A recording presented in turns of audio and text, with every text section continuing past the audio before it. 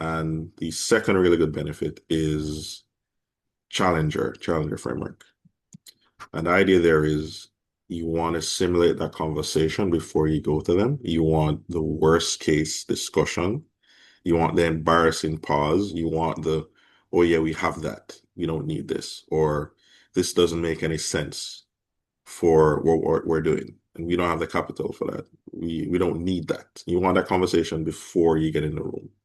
So using AI, you can simulate individuals.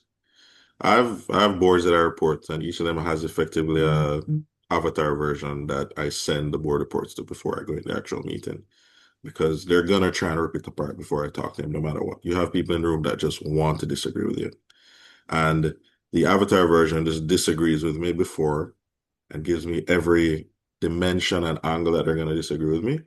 So when I get in there, there are a few board meetings I'm not allowed to go into anymore because they don't like that.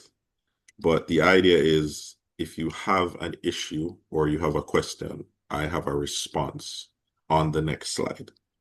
So that preparation, that understanding who you're talking to, and it's not highly technical. You can use any one of these tools to do that, but ensuring you have a plan of attack, because in my opinion, this is war.